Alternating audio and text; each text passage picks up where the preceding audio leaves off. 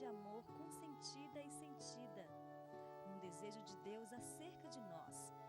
Começa tudo quando uma experiência do divino se torna tão forte que não a podemos ignorar, tão enraizada na nossa consciência que nem as dúvidas a podem anular. Quando um projeto de Deus é anunciado com tal clareza, só me resta procurar segui-lo e ser-lhe fiel. E toda a vida cristã, para aqueles que procuram ser fiéis a este chamamento, é essa longa espera, essa longa caminhada daquelas virgens fiéis e prudentes que a parábola do Evangelho nos aponta simbolicamente e que aguentam em todas as vicissitudes, em todas as dificuldades, porventura em todas as trevas, a sua luz acesa espera que venha o seu Senhor. Porque esta caminhada de fé é tantas vezes uma caminhada sofrida, experimentada pela dúvida, pela tentação e pela busca. E sabemos pela história da irmã Lúcia, ela própria o testemunhou nas suas memórias, nem ela foi dispensada desse tributo à dor, à obscuridade, à busca aflita da luz de Deus. Logo numa das primeiras aparições, talvez na segunda, falo de memória, Lúcia, em nome dos três, pergunta a Nossa Senhora: e vós me sei quem é e o que quer de nós?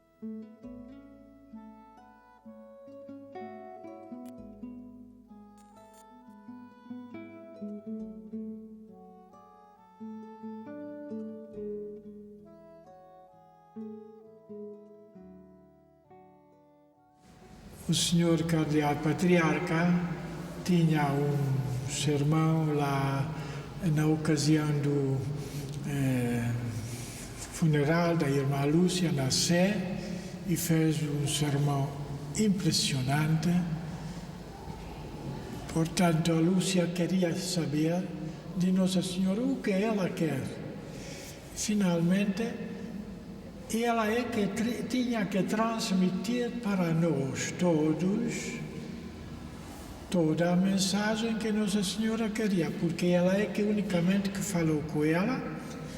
Além disso, ficou, depois da morte dos dois pastorinhos, ainda a dizer e a revelar-nos muitas coisas.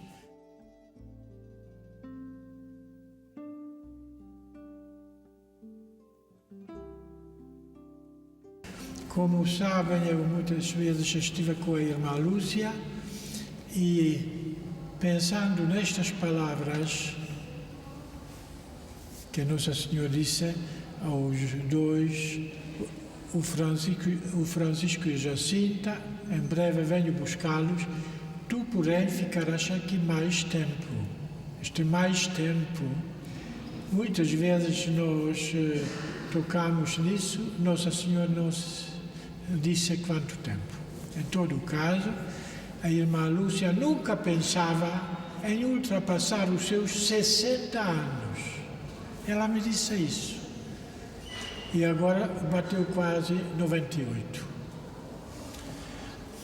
E tinha-lhe dito várias vezes, irmã Lúcia, se não tivesse feito nada na sua vida durante este algum tempo, só descrever aquilo o que era a vida dos dois, Francisco e Jacinta, e a sua vida também, inseparável da vida delas, já seria muita coisa para nós. Embora a irmã Lúcia nunca pensava em escrever.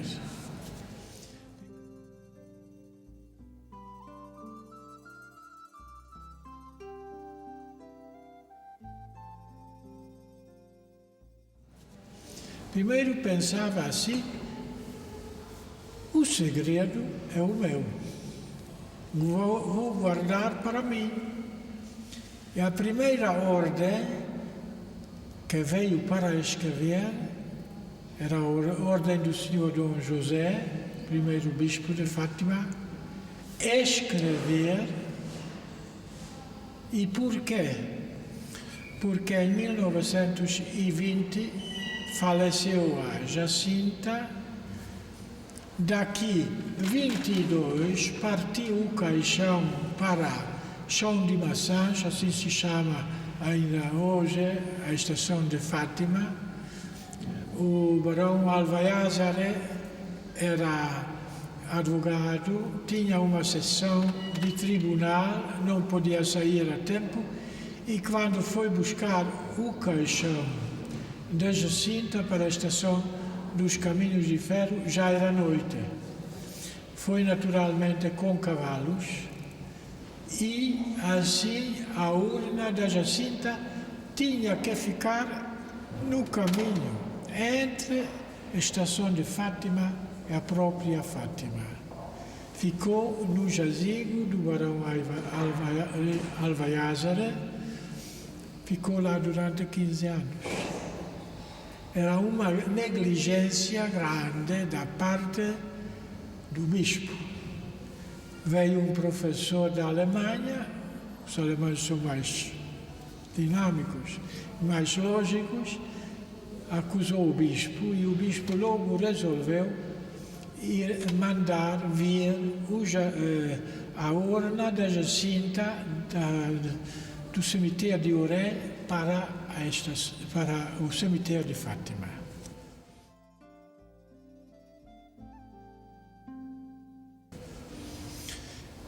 E quando eu cheguei em Fátima, em 1954, o cemitério não tinha cruzes. Disseram-me que era uma ordem da República. No exterior não podiam haver cruzes, mas havia nas paredes letras ABC e depois números 1, 2, 3, 4. E assim foram registados, digamos, os túmulos. E também era um cemitério muito pequenino, e quando havia, digamos, qualquer epidemia, encheu-se rapidamente o cemitério com os mortos e começaram de novo. Eu vi ainda várias vezes, ao abrirem o túmulo novo, tinha ainda restos mortais. Assim se percebe que quando chegou, ou era para vir o caixão da Jacinta, queriam fazer um pequeno mausoléu sobre o túmulo do Francisco. Poucas pessoas identificaram o lugar, mas entre estas poucas pessoas estava o pai dos pastorinhos, o tio Marto, e disse: aqui está o meu filho. E lá abriram o túmulo, antes, naturalmente, de fazer um mausoléu, e tiraram o caixão que encontravam com restos mortais.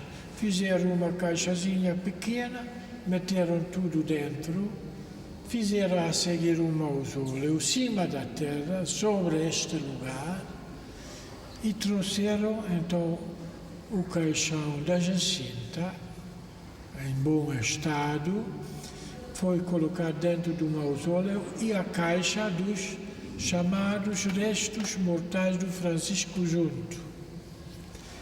Quando veio ou iniciou o processo de beatificação, 1951-52, tinham que ser identificados os restos mortais dos pastorinhos. Com a Jacinta não havia problema, porque já se abriu a urna quando chegou de Oré e viram o resto intacto da pastorinha.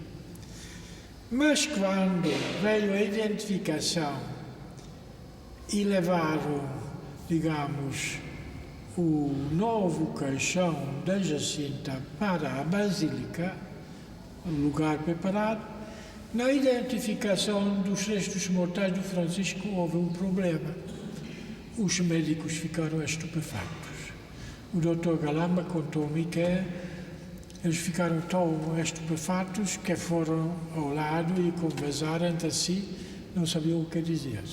Então foi o Dr. Galamba, o chefe do novo Tribunal para a Beatificação, perguntou-lhes que problema há. E eles perguntaram: o senhor doutor quer ouvir a verdade? Então, evidentemente, sou a verdade. Estes restos, o que temos nesta caixa, são de uma criança de 1 ano.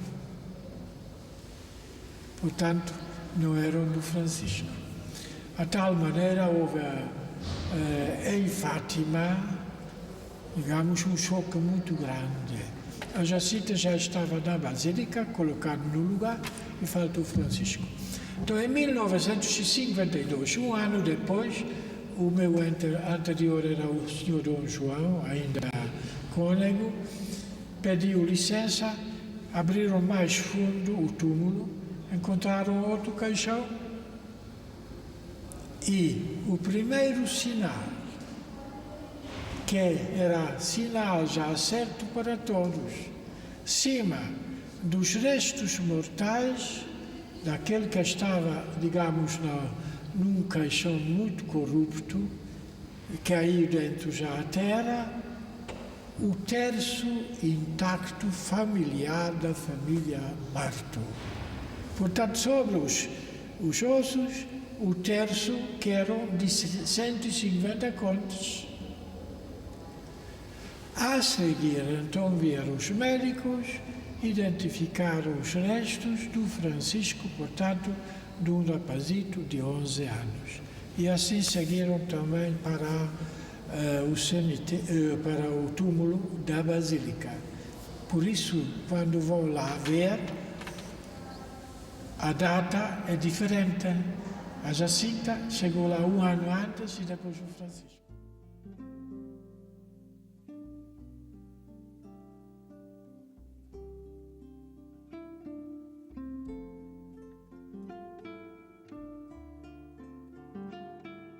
Na primeira abertura, quando trouxeram o túmulo, a urna da Jacinta, por curiosidade, abriram a urna e encontraram o corpo da Jacinta intacto.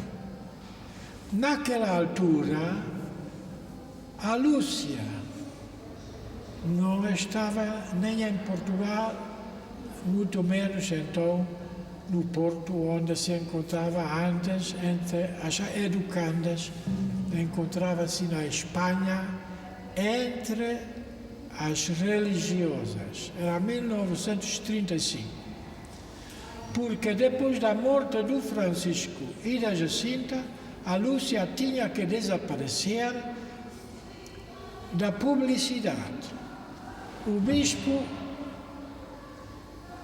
deu-lhe outro nome, em vez de Lúcia, Maria das Dores. Quando lhe perguntaram de onde é, sou da região de Santarém, filha de pais muito pobres que não podiam tratar da minha educação, então aqui as Doroteias tomaram conta dela e depois nunca há ninguém pode falar sobre Fátima e sobre as aparições. Portanto, ninguém podia saber, e durante 13 anos a Lúcia era capaz de se guardar. De 21, que desapareceu de Fátima, até 34. Ela tinha feito os votos perpétuos em Pontevedra, foi o bispo para lá, era para fazer os votos no dia 2 de outubro, avariou-se o carro do bispo, chegou um dia depois, podem imaginar uma quantidade de gente religiosa e convidados a preparados para a festa, para o banquete, e não foi feita a festa porque o bispo não chegou. Por isso, os votos da irmã Lúcia, nas Doroteias, votos perpétuos, são 3 de outubro.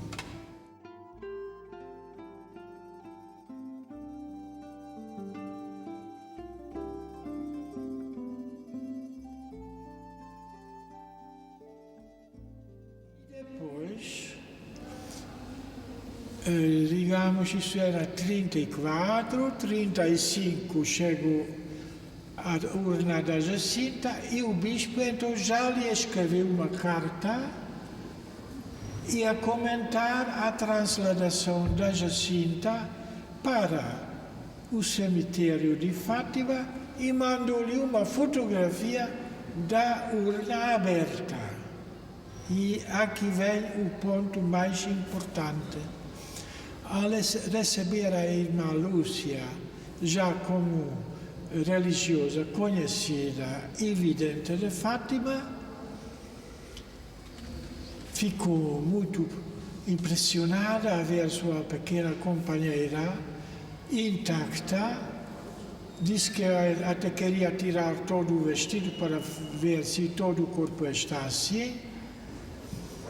E respondeu ao bispo a agradecer pela fotografia e dizer-lhe: não ficava admirada por ver a sua pequena companheira assim neste estado, porque estava convencida que ela vai ser um dia santa. Era entre os três que mais fielmente e heroicamente cumpriu todos os pedidos de Nossa Senhora. O bispo ficou impressionado. Vai ficar santa? E nem sabia nada da Jacinta. Até nem se importava. Deixou lá no caminho o caixão.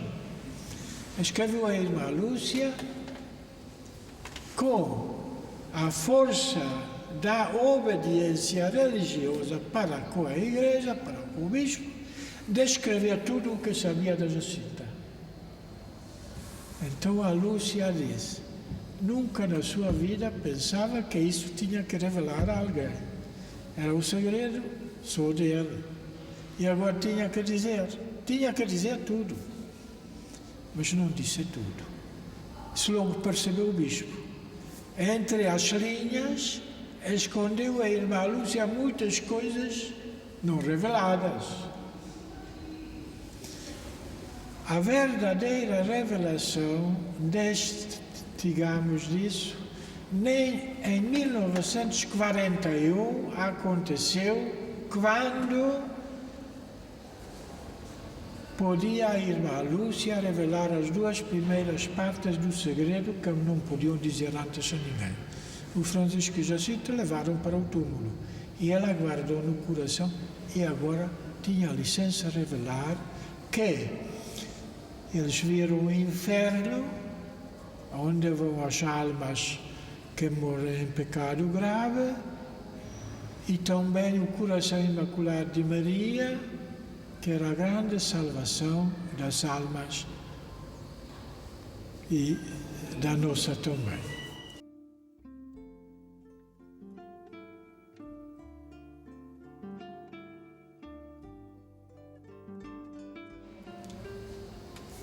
Diz a irmã Lúcia: recebi a licença porque sem eu revelar estas duas primeiras partes, nem podia dizer, na vida heroica da Jacinta e do Francisco, de onde é que veio esta força. A força principal para a vida e para o caminho de santidade, para a realização daquilo que eles viram, veio destas duas partes do segredo. Primeiro, as almas que se perdem vão para o inferno, e segundo, o coração imaculado de Maria, que é a grande, digamos, promessa, a grande ajuda para salvar as almas. Eu disse que nem nesta data, 41, talvez aí depois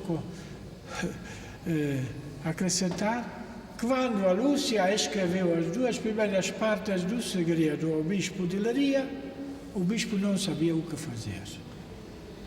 Nunca tinha esperado coisas deste gênero. Mandou a carta para Pio XII, para o Papa. E o Papa, suprema autoridade, talvez também não sabia bem o que podia agora fazer, chamou um amigo pessoal dele, que foi agora beatificado há pouco tempo, o cardeal Schuster de Milão. E o cardeal Schuster, certamente em entendimento com o Papa e talvez com o Bispo de Leiria, fez uma carta pastoral para a Itália, dizendo: o 25º aniversário da sagração episcopal de Sua Santidade Pio XII, no 25º aniversário da primeira aparição de Nossa Senhora de Fátima, de Nossa Senhora em Fátima, porque Pio XII foi sagrado bispo no momento, na hora da primeira aparição de Nossa Senhora em Fátima. E assim, por meio deste cardeal e da Itália, tornou-se conhecida, digamos, as duas primeiras partes do segredo.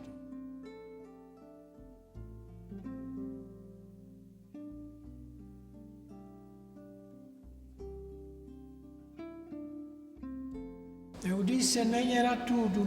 Por quê? Porque ficou uma das partes ainda guardada. Quem não vê a ligação não vai entender, mas quem vê a ligação vai entender que o segredo, a chamada terceira parte do segredo, tinha que ser ainda, tinha que ficar em segredo. Por quê? Porque tinha um tema muito diferente, muito diferente. Este tema da terceira parte do segredo era mais para o Papa.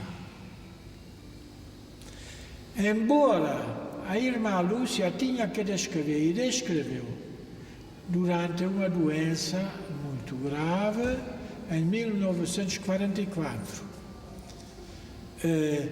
A gente pensava que ia morrer. E então o bispo obrigou a irmã Lúcia a descrever a terceira parte do segredo, não revelar, mas selar. E selou. E ela me contou assim: Senhor Padre, eu estava numa enfermaria, mas doente.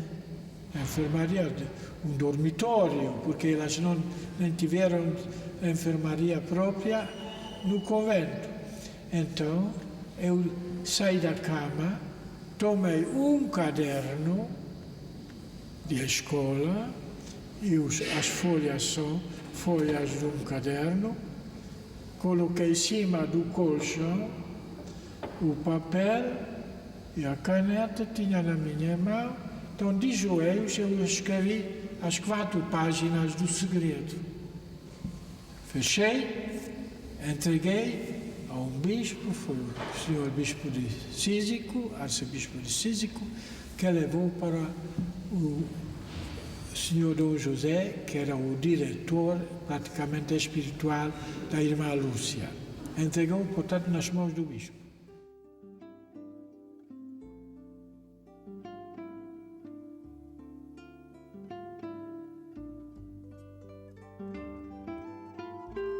E a revelação deste também não foi feito pelo bispo de Leiria. Enviou para a Santa Sé em 1957. João 23 foi o primeiro a abrir esta terceira parte do segredo.